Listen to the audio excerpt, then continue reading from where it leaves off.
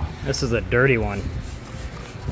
If you have a GM vehicle and it has the 3.6 liter engine in it, odds are you're going to have to remove that engine at some point. If you don't change your oil frequently enough, most commonly it's going to be for timing chains. If you don't check your oil frequently enough, it's for a rod bearing. Hell, it could even be a torque converter or transmission. It's going to have to come out eventually. Here's what it takes to do that. I'll be demonstrating with this Buick Enclave. Acadias, Traverses, and Outlooks are all the same. Disconnect the battery, which is in the right rear passenger floor. Unsnap this plastic cover here. T20 bolt right there. Remove this cover. Loosen up the ground side here, which is 10 millimeter. Special tool screwdriver. Remove this brace. 4 15 millimeter bolts. This is a leaky one. Super Clean's got my back on this one though. The exhaust hardware is rusty. It's always a good idea to grab some sort of penetrating oil and spray your nuts and let them soak. Then you're going to want to drain the transmission fluid. It is the only 11 millimeter plug on the bottom of the trans. Now would be a good time to tell you that this is being removed for transmission work. Reference when reinstalling, your standard drain and refill quantity is 5 quarts of Dexron 6. If it is an all-wheel drive model, move the 6 8mm bolts here for the rear drive shaft, pry bar and a hammer. Rear end of the Y pipe, you have 2 15mm nuts to remove. 90% of the time they'll come off with 1/2 turn. Once one breaks off, it usually means they're all gonna break. Don't freak out, I'll show you how to fix it. Then you have 13 here, here, here, and here. Not forget to unplug your oxygen sensors before you do that. The rear oxygen sensor is easiest to get through the passenger side wheel well. If you did have any studs break, take a cutoff wheel and cut a line right here. I don't know what this is all about, but I'm gonna have to clean this up and weld this too. Once you get a slot cut through the flange and the stud, you gotta do is take a hammer and give it a good old tap and tap. And this is your final product. Back together, you just use a bolt and a nut. Up here underneath that rubber boot is your steering shaft, and that is held in with one 11mm bolt. You must remove this bolt completely. Give it a little wiggle, and there she's off. Remove the front wheel, compress, and remove the caliper. 2 13mm bolts. Zip tie the caliper up to the coil spring. Move the 34mm axle nut. Pop the plastic rivets holding the wheel speed sensor wire in place. This actually unplugs in the engine bay. Move the tie rod end nut, which is 21mm. To pop it out, hit the side of the knuckle here to free it up.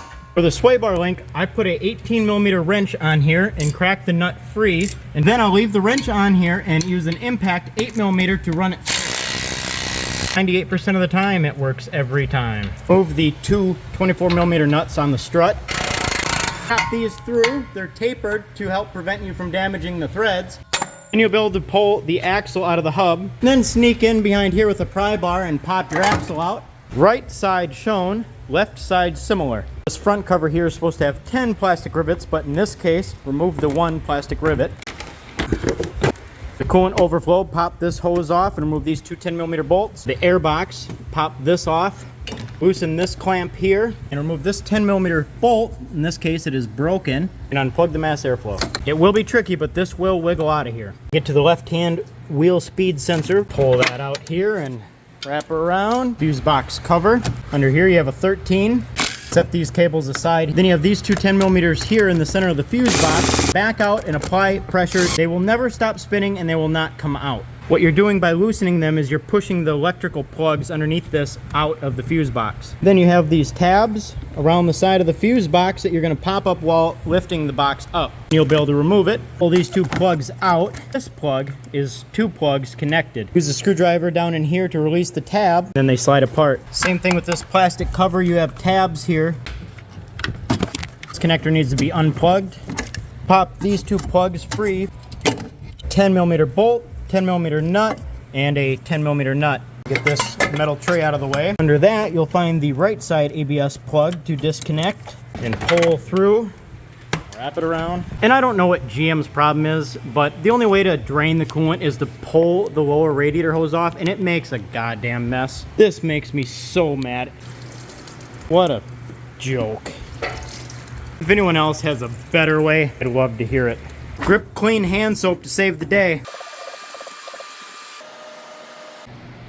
Normally, if you remove the two 7mm bolts here and pull this wheel well liner back, you can access the two power steering lines that are right in here. A 6mm socket will fit over them clamps. You can place a catch pan right here, pull them hoses off, and let the power steering drain into it. The reason that those two power steering lines are absent in this case is because it looks like somebody bypassed it and ran their own hose. What I'll do is I'll remove their single, double, triple clamp and drain it there. I would suggest putting caps on that. For whatever reason, these things will continue to drip coolant for like 3 years if you don't. Why would you replace the cooler when you can just run a hose, dude? Pull this clamp off and this coolant hose. With the hose out of the way, you can get to these 3 15s to remove the bracket and the torque strut. After recovering the refrigerant, that nut there secures both the AC lines, and that needs to come off. The best way I've found is with a 13 shallow, a swivel, and a long extension. Maybe not that long of an extension, but you get what I'm saying. Pull the brake booster line from the intake as well as from the vacuum pump. Push the clip and pull. Separate the harness in various places from the intake manifold.